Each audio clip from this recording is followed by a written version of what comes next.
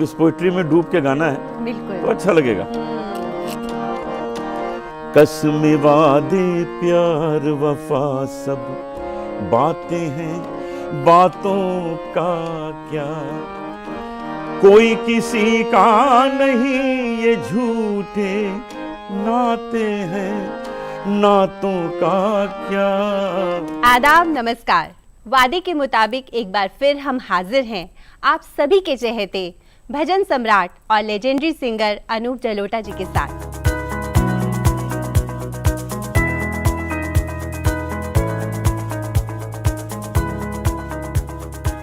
भजन सम्राट अनूप जलोटा गायकी की दुनिया का एक अनमोल नगीना, जिनकी गायकी का अंदाज सबसे जुदा और इनके इसी हुनर ने दी इन्हें एक अलग पहचान।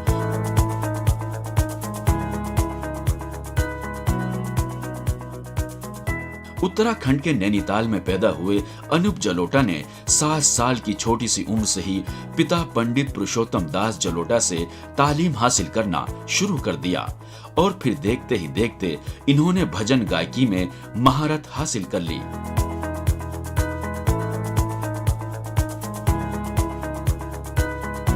ऑल इंडिया रेडियो से बतौर कोरस सिंगर अपना सफर शुरू करने वाले अनूप जलोटा ने ऐसी लागी लगन, मैया मोरी में नहीं माखन खायो, जग में सुंदर हैं दो नाम जैसे भजन गाकर शोहरत की बुलंदियों को छू लिया।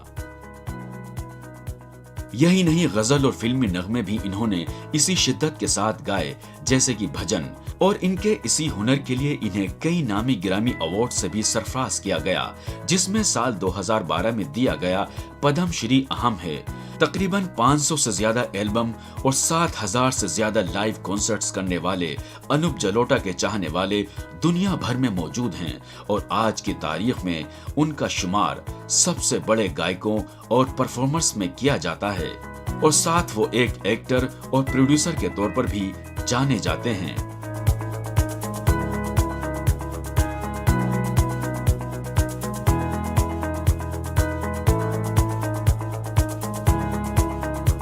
अनूप जी, एक बार फिर से आपका हमारे शो गुफ्तगू में इस्तकबाल है। बहुत बहुत शुक्रिया। मुझे पिछले हफ्ते भी बड़ा मज़ा आया आपसे बातचीत करके, और इस बार पहले से ज़्यादा आएगा, देखिएगा। जी बिल्कुल, भी तो आएगा ही। अनूप जी, आपने एक फिल्म में एक्टिंग की थी, सत्य साई बाबा। हाँ। तो एक्टिंग किस तरह से मतलब आपके जहन में आया? देखिए, मैं बचपन से ही अपने स्कूल डेज से प्लेज में काम करता था। कई प्लेज उन दिनों किए, एक कुछ था सिकंदर पे भी था, एक हमने तानसेन के ऊपर किया था, उसमें किया, एक मैया मोरी मैं नहीं माखन खायो, उस पर एक प्ले था, वो मैंने किया, काफ़ी बचपन में किए। उसके बाद जब मैं बॉम्बे आया तो मुझे कुछ फिल्मों में ऑफ़र मिला कि आप इसमें थोड़ा काम करिए। मैंने ज़रूर करेंगे। तो एक फिल्म जो सबसे पहली आई वो थी संपूर्ण संत दर्शनम, उसमें मैं संत ज्ञानेश्वर बना था। उसके बाद एक फिल्म आई प्यार का सावन, जिसमें 2 हीरो थे, मैं और अरुण गोविल, और 2 हीरोइन थी, देवश्री राय और साधना सिंह। वो फिल्म हुई। उसके बाद मुझे बंगाल से एक फिल्म का ऑफ़र आ गया, कलंकिनी नायिका और भ्रांतो पथिक, 2 फिल्में, मैंने उसमें काम किया। गुजराती फिल्मों का आ गया, वो भी किया। तो हम गाने भी गाते थे और साथ में फिल्मों में काम भी करते थे। लेकिन इस बीच क्या हुआ है कि बहुत अच्छे रोल मिलने लगे। आपने अगर पाताल लोक देखा हो वेब सीरीज़, तो उसमें मेरा बहुत अच्छा रोल था। उसके बाद ये 7 अक्टूबर को एक फिल्म रिलीज़ हो रही है, हिंदुत्व, उसमें एक मेरा बहुत अच्छा रोल है। एक फिल्म अभी आई करतूत, उसमें बहुत अच्छा रोल है। आगे भी कई फिल्मों में और इसमें मैं रोल कर रहा हूँ।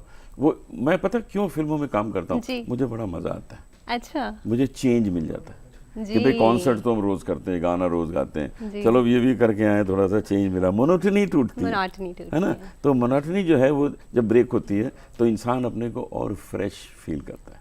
मुझे कोई फिल्म में एक्टिंग में करियर नहीं बनाना जी, लेकिन मुझे करना जरूर है, मुझे बड़ा मजा। लेकिन आपकी जो एक फिल्म थी जो साईं बाबा वाली, उसमें छोटे बाबा कहा गया था आपको, उसके पीछे क्या स्टोरी थी? एक्चुअली वो सत्य साईं बाबा मुझे छोटे बाबा कहते थे, तो मैं उनसे कहता था, आप मुझे छोटे बाबा क्यों कहते हैं? कहते एक दिन पता लग जाएगा तुम्हें। अच्छा। तो जब उनके जीवन पे फिल्म बनी तो जी। सबसे पहले मुझे ही वो रोल मिला और मैंने उसमें काम किया। क्या बात है, उन्हें पहले ही पता था। पहले पता था। जी, तो एक्टिंग में आप थोड़ा सा नयापन लाने के लिए शौक लेते हैं, शौक है, लेते हैं। और वो करना प्रोडक्शंस चाहिए। में भी आपने काफी कुछ हाँ, किया है। मैं बनाता भी रहता हूँ फिल्में। मैंने कुछ 15-20 फिल्में बनाई हैं और आगे भी आप देखेंगे कोई ना कोई फिल्म आती रहेगी। तो शौक है पूरे तो का। आप एक सिंगर भी हैं, एक एक्टर भी हैं और प्रोडक्शंस भी किए हैं, और आपने प्रसार भारती के आप मेंबर भी जी, रहे मैं हैं। बोर्ड मेंबर था तो कुछ समय के लिए। आपकी और ख्वाहिशें देखिए, ये सब ख्वाहिशें नहीं हैं, ये सब अपने आप होता जाता है। ख्वाहिश करना ही नहीं है, क्योंकि उसके पास, भगवान के पास एक प्लान बना हुआ है सबका कि इसको ये देना है। वो समय समय पे देता जाता है और हम उसे स्वीकार करें और अपनी अच्छी ड्यूटी निभाएं, ये बहुत ज़रूरी है। अब हमने एक नई चीज़ शुरू की है जी।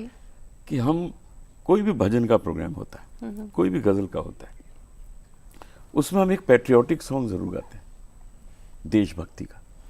क्योंकि अगर प्रभु भक्ति है तो उसके लिए देशभक्ति भी ज़रूरत है, बहुत ज़रूरी। भगवान राम, भगवान कृष्ण जब राजा थे तो देशभक्त थे, जी। नहीं तो उनको राक्षसों को मारने की जाके क्या जरूरत थी? उनको बिल्कुल। प्रजा को सुखी करना था, इसलिए चले गए जंगलों में बिल्कुल। राक्षसों को बहुत मारने। गहरी बात है ये, ना? हाँ। कृष्ण ने गोवर्धन पर्वत क्यों उठाया? जी। क्योंकि उनको रक्षा करनी थी अपने प्रजा की। तो वो लोग भी देश प्रेमी थे। उसके बाद वो ईश्वर हो गए, और ईश्वर हो गए तो हम सबके हम उनकी उपासना करते हैं, उनकी पूजा करते हैं। लेकिन उन्होंने जब राजा के वक्त में ये फर्ज निभाया, तो आज हम हर प्रोग्राम में देशभक्ति को हर जगह शीर्ष पे रखते हैं कि ये। अब देखिए, एक गाना मैं आपको सुनाता जी, हूँ। बिल्कुल। जहाँ डाल डाल पर सोने की चिड़िया करती है बसेरा, वो भारत देश है मेरा, वो भारत देश है मेरा। जहाँ सत्य, अहिंसा और धर्म का पग पग लगता डेरा, वो भारत देश है मेरा, वो भारत देश है मेरा। बहुत खूब। एक गजल हो जाए इसी पर। हाँ, सुनिए सुनिए।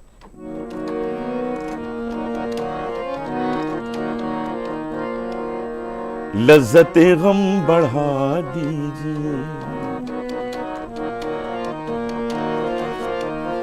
लज्जते गम बढ़ा दीजिए, आप फिर मुस्कुरा दीजिए, आप फिर मुस्कुरा दीजिए, लज्जते गम बढ़ा दीजिए।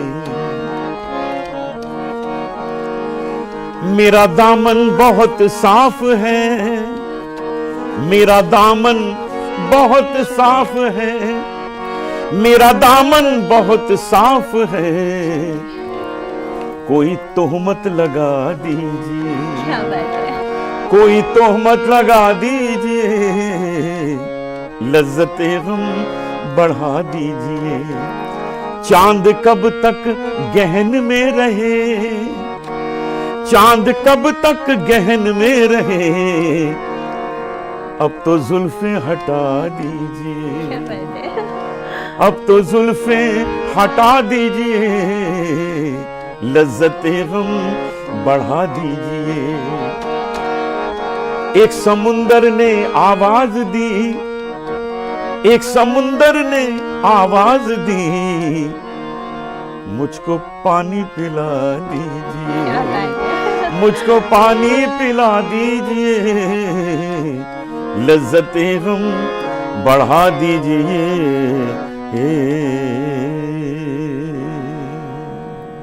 कोई ऐसा किस्सा, कोई ऐसा वाक्य आपके सफर का जो दिलचस्प सा आप हमारे साथ शेयर करना थोड़े चाहें? दिन पहले ही हुआ। जी।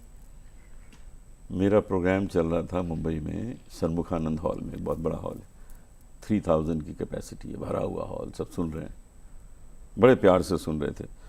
तो फर्स्ट रो में एक लेडी बैठी हुई थी, उनके गोदी में एक बच्चा था, वो रोता ही जा रहा था, रोता ही जा रहा था। तो मैंने उनसे कहा, बहन जी इसको चुप करा दीजिए। तो वो बोली, ये भी यही कह रहा है। ऐसा भी होता है। हम बात करते हैं आपके मेधा जी के बारे में। हाँ जरूर जरूर जरूर। तो उनसे आपसे आपकी कैसे मुलाकात हुई और फिर वो मुलाकात किस तरह से शादी में तब्दील हुई? मेधा की मेरी मुलाकात एक बार तो एक फिल्म फेयर अवार्ड फंक्शन में हुई थी, वहाँ वो आई हुई थी, और फिर वो पंडित जसराज जी से गाना सीखती थी, तो पंडित जसराज जी का ग्रुप हमसे मिलने आया, तो हमारे घर आई, वहाँ मिले। लेकिन तब तक ऐसा कुछ नहीं था कि मैं इस बारे में सोच भी सकता। लेकिन एक दिन मुझे जॉय मुखर्जी साहब थे ना, एक्टर, जी जी। उन दिनों उनकी पत्नी, वो हमारी अच्छी मित्र हैं, तो उन्होंने बताया कि हम सुबह मॉर्निंग वॉक पे जाते हैं जुहू। मैंने कहा बहुत अच्छा, अकेली जाती हो? कहती नहीं, मैं मेरे साथ मेधा जाती है। मैंने कहा मेधा? कौन मेधा? बताया वो मेधा। अरे वो तो, मैंने कहा एक बार मेरे घर भी आई थी। उस वक्त मेरे मन में जरा था ठन, तो घंटी बजी। अच्छा। तो मैंने उनसे कहा जरा उनका फ़ोन नंबर दे दो मुझे। अच्छा। तो उन्होंने, नीलम उनका नाम है, नीलम जी ने मुझे फ़ोन नंबर दे दिया, और मैंने रात को 11 बजे फ़ोन किया, जब नीलम चली गई खाना वाना खा के, हमारे घर खाना खाने आई थी। तो पहले तो मेधा को बड़ा अटपटा लगा, 11 बजे फ़ोन कर रहा है, इससे लेना देना हमारा। अरे भी ठीक है, हम इनका गाना पसंद करते हैं, ठीक है, ऐसे कैसे 11 बजे फ़ोन कर सकते हैं? तो मैंने उनसे कहा देखिए जी, फ़ोन मैंने इसलिए किया है कि मैं आपको कल लंच पे इनवाइट करना चाहता हूँ। अच्छा। तो उन्होंने कहा ये टाइम है फ़ोन करने का? मैंने कहा देखिए, अब जो हो गया, मैं आपको इनवाइट करना था। खैर उन्होंने पहले मना किया, फिर कुछ हुआ, सुबह फिर मैंने फ़ोन किया। खैर वो घर आई, मैंने 2-3 घंटे उनसे बात की, और 3 घंटे के बाद मैंने उनको प्रपोज कर दिया। पहली मुलाकात में? पहली मुलाकात, प्रपोज कर दिया। अच्छा। अब वो समझ गई कि इसका कोई दिमाग ख़राब है। अच्छा। उन्होंने कहा ठीक है मैं सोचती हूँ। लेकिन 10-12 दिन सोचने के बाद उन्होंने हाँ कही, और हाँ होने के बाद हमारी शादी हुई, और हमारे एक बहुत अच्छा बेटा हुआ। उसका नाम है आर्यमन। वो आजकल अमेरिका में है और न्यूयॉर्क में एक बैंक में काम करता है। अच्छा। तो मेधा तो नहीं रही, उनको हार्ट की प्रॉब्लम थी, वो चली गई, लेकिन एक अनमोल रत्न दे गई हैं, और बहुत सुंदर जीवन हमको दे गई है, बहुत सुंदर जीवन। जी। तो जो आपका बेटा है, उसने आपके इसको आगे नहीं बढ़ाया? उसके अंदर संगीत का टैलेंट नहीं है। अच्छा। तो हमने उसको नहीं सिखाया। भाई टैलेंट तो भगवान देता है ना, उसका कोई इंजेक्शन नहीं है कि किसी में डाल दो तो वो गाना गाएगा, वो डांस करेगा। ये तो ईश्वर देता है। अब हम 5 भाई बहन हैं जी। मैं ही गाता हूँ, जी। तो पिताजी का टैलेंट सब में आना चाहिए था, सब में नहीं आया, सिर्फ मुझ में आया। तो ये तो ईश्वर की कृपा से होता है। तो हर इंसान में अलग अलग टैलेंट्स होते हैं। तो हमारा जो ये संगीत की परंपरा है, विधा है, अब इसको हमारे स्टूडेंट्स आगे चलाएंगे। हम बहुत लोगों को सिखाते हैं, अलग अलग शहरों में, अलग अलग देशों में लोग हैं जो हमसे सीखते हैं, आते भी हैं घर, और ऑनलाइन भी सबको सिखाता हूँ। उनके शहर जाता हूँ तो सब मिलने आ जाते हैं, सबको सिखाता हूँ, और बस वो लोग तरक्की करें, आगे आएँ, बहुत खुशी होगी। जी। अब उनकी बात, उनके ज़माने की बात है तो बिल्कुल, वो करेंगे। हाँ, तो एक और चीज़ मैं पूछना चाहूँगी, आपका एक्सपीरियंस बिग बॉस को लेकर। अरे कमाल का एक्सपीरियंस, कमाल का एक्सपीरियंस। देखिए बिग बॉस एक बहुत कमाल का शो है कि 125 करोड़ लोगों में 15 लोग उसमें हर साल जाते हैं। तो 15 तो कोई विशेष ही होते होंगे, नहीं तो नहीं जा सकते। वो तो है। 15-16 लोग पहुंचते हैं। तो मुझे जब उसमें जाने का मौका मिला, पहले तो मैंने आनाकानी की थी कि नहीं रहने दो, लेकिन बाद में मैंने सोचा चलो देखते हैं मामला है क्या। और मैं इतना मज़ा करके आया, मेरे लिए एक तो वो पेड हॉलीडे हो गया, उन्होंने पैसे भी दिए, और 1.5 महीना मुझे मज़ा कराया। जी। लेकिन आपको ऐसा नहीं लगा कि एक कमरे में बंद हो गए? भाई हम तो प्राणायाम करते हैं, योगा करते हैं, रियाज करते हैं, हमको तो अब 6 महीने बंद कर दो एक कमरे में तो फर्क नहीं पड़ेगा, क्योंकि वहाँ पर हम अपना ये वही करते रहेंगे जिसमें हमारा मन लगता है। जी। खूब योगा कर रहे थे वहाँ, और खूब एक्सरसाइज कर रहे थे, अपना म्यूज़िक का खूब अभ्यास कर रहे थे, कई लोगों को सिखा भी रहे थे वहाँ। अच्छा। तो मुझे तो बहुत मज़ा आया, और अगर मुझे वो फिर बुलाएंगे तो मैं फिर चला जाऊँगा। क्या और अगर आप चलना चाहें साथ तो आपको ले जाऊँगा। जी बिल्कुल, मैं भी चलना चाहूँगी। ठीक है, तो हम अगली बार हम चलते हैं। ठीक है। इसी बात पे मेधा जी का कोई अच्छा सा गीत सुना दीजिए, हाँ, उनका आपको फेवरेट। उनका फेवरेट सुनिए। 14वीं का चांद हो या आफताब हो, जो भी हो तुम खुदा की कसम लाजवाब हो, 14वीं का चांद हो, जुल्फे हैं जैसे कांधे पे बादल घिरे हुए, आंखें हैं जैसे मैं के प्याले भरे हुए, मस्ती है जिसमें प्यार की तुम वो शराब हो, 14वीं का चांद हो या आफताब हो, जो भी हो तुम खुदा की कसम लाजवाब हो,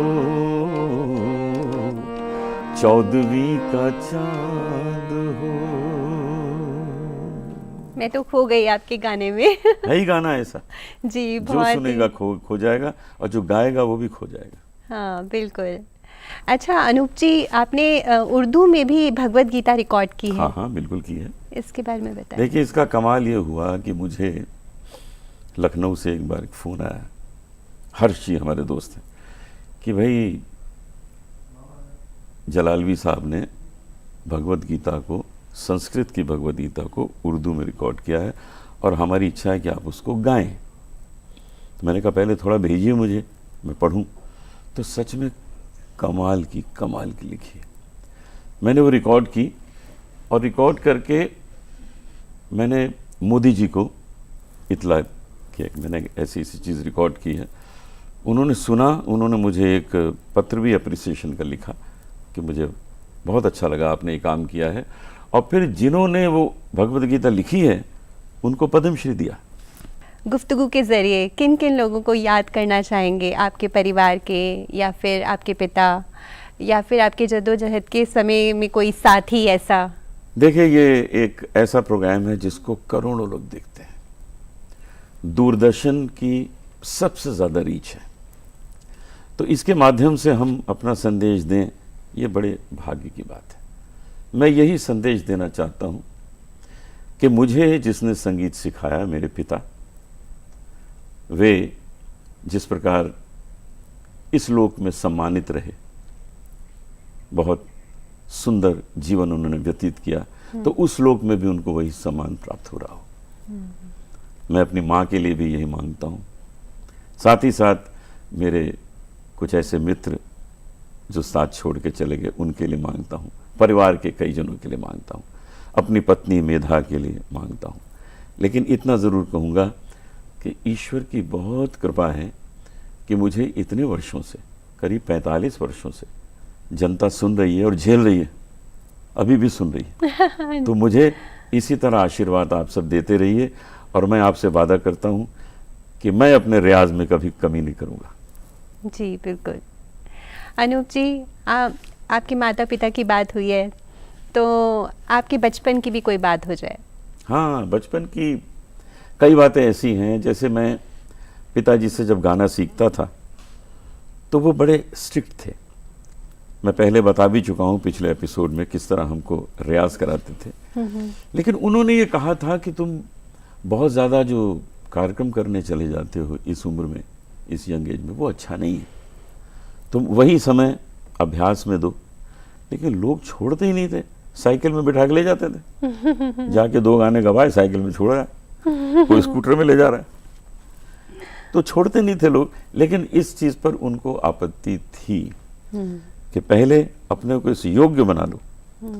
तो मैं उनसे कहता था, पापा जी लोग छोड़ते नहीं हैं, अच्छा थोड़े पैसे वैसे भी कमा लेते थे, तो उसका भी एक मज़ा आता था। जी। हमारे स्कूल में भी यही होता था कि हम जाते थे एग्ज़ाम देने, तो मैं कभी 1 घंटे से ज़्यादा बैठता नहीं था एग्ज़ाम देने। अच्छा। 3 घंटे का पेपर होता है, मैं कभी 1 घंटे से ज़्यादा नहीं बैठा।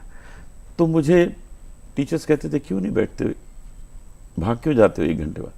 तो मैं कहता था कि मुझे 35% चाहिए, बस पास होने का चाहिए मार्क्स, मुझे फर्स्ट क्लास आएगी, डिस्टिंक्शन आएंगे, वो क्या करूँगा लेके, मुझे तो गाना गाना है। और कई बार टीचर्स भी कहते थे बेटा कल घर आ जाना, कल तुमको मार्क्स देने हैं मुझे। अच्छा। तो 1-2 गाने सुना देना, जितने कहोगे मार्क्स दे देंगे।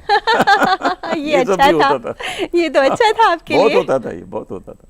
ये सब बचपना हुआ। हम भी ये मौका नहीं गवाएंगे और हम चाहेंगे कि आप एक गाना हमें भी सुनाएं। जरूर सुनिए, जरूर सुनिए।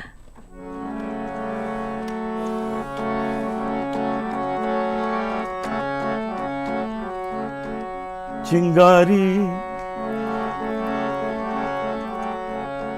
लोग सोच रहे होंगे भजन गजल सुना ही नहीं रहे हैं, फिल्मों पे अटक गए। चिंगारी कोई भड़के तो सावन से बुझाए, सावन जो अगन लगाए उसे कौन बुझाए, हो उसे कौन बुझाए।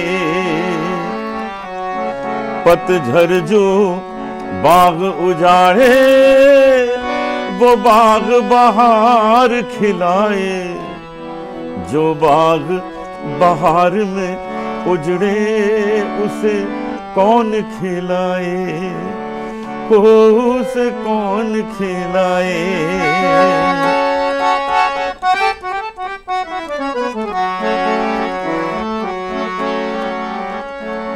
हमसे मत पूछो कैसे मंदिर टूटा सपनों का, लोगों की बात नहीं है, ये किस्सा है अपनों का।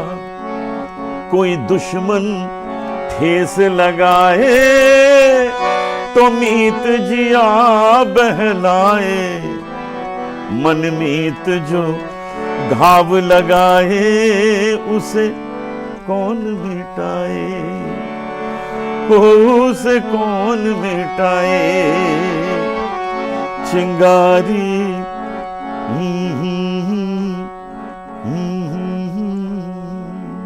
एक बात कहूं पूजा जी, ये सेकंड एपिसोड है और लोग सोच रहे होंगे इसने ऐसी लागी लगन क्यों नहीं सुनाया। बिल्कुल, वो तो बनता है। बड़ी पिटाई होगी अगर नहीं सुनाया। सुना दीजिए।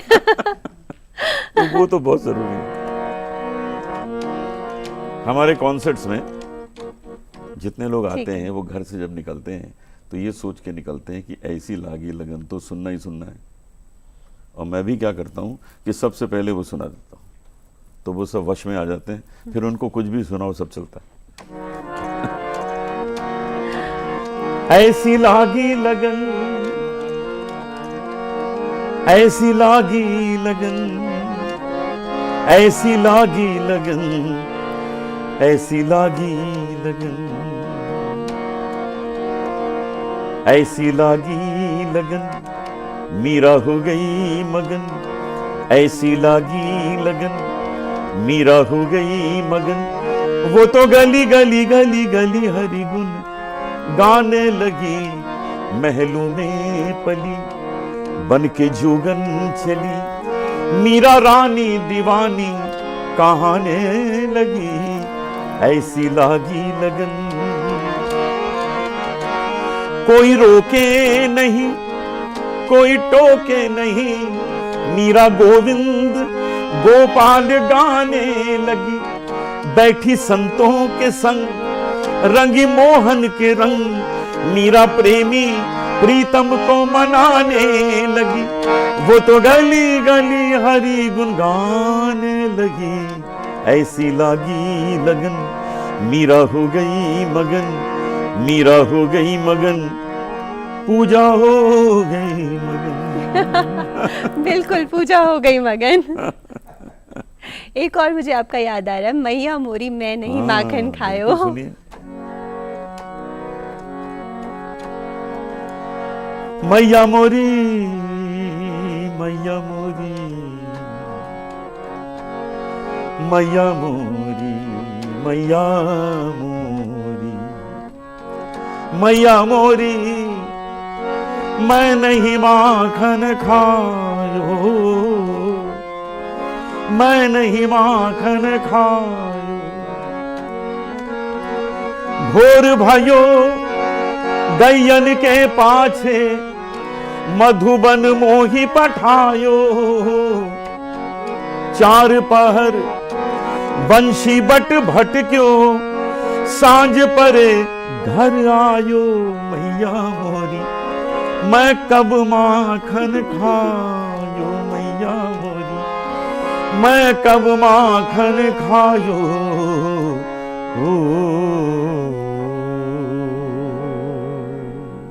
क्या बात है अनूप जी, मैं तो आपको सुनती ही चली जाऊंगी। जरूर सुनिए, मैं गाता रहूंगा। मैंने सुना है कि आप अवार्ड्स भी देते हैं नए कलाकारों को, हाँ। उसमें भी आपने कुछ मुहिम चलाई है। वो भी है, हम चुनते हैं अच्छे कलाकारों को, उनको सम्मानित करते हैं। बड़े कलाकारों को भी जिन्होंने बहुत काम किया इस क्षेत्र में, उनको हम अपने पिताजी के नाम का अवार्ड देते हैं। भजन क्षेत्र में हम पंडित हरिओम शरण जी के नाम से अवार्ड देते हैं, और जिन लोगों ने भजन में काम किया है उनको देते हैं। तो कई अवार्ड हैं जो हर साल दिए जाते हैं। उसके साथ ही साथ नई प्रतिभाओं को ढूंढते हैं और उनको चुनने के बाद में उनको हम अपने साथ मंच पे गवाते हैं। एक वक्त का भी तकाजा है, लेकिन हम आपको सुने बिना नहीं रह सकते, इसलिए हम थोड़ा सा सुनना चाहेंगे। बिल्कुल सुनाए, क्या सुनाए बताइए। कोई फिल्मी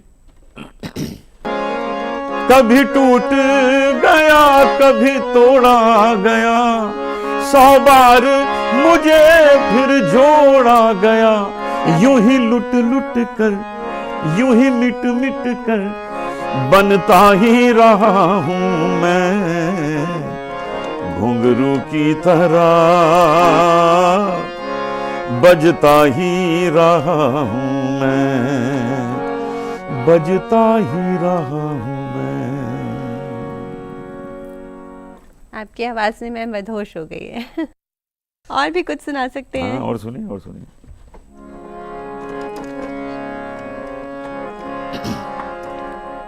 चंदन सा बदन चंचल चितवन, धीरे से तेरा ये मुस्काना, मुझे दोष न देना जग वालों, मुझे दोष न देना जग वालों, हो जाऊं अगर मैं दीवाना, चंदन सा बदन चंचल चितवन।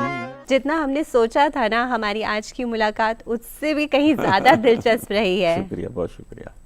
आप यहाँ आए और आपने वक्त निकाला, इसके लिए हम आपको तहे दिल से शुक्रिया अदा करते हैं। मुझे भी बहुत अच्छा लगा, और ऐसे ही बुलाते रहिए और मैं आता रहूँगा। तो नाजरीन, गुफ्तगू में फिलहाल इतना ही। अगले हफ्ते आपसे फिर होगी मुलाकात एक और अजीम शख्सियत के साथ। तब तक के लिए यूं ही मुस्कुराते गुनगुनाते रहिए और देखते रहिए गुफ्तगू, सिर्फ डीडी उर्दू पर। आदाब।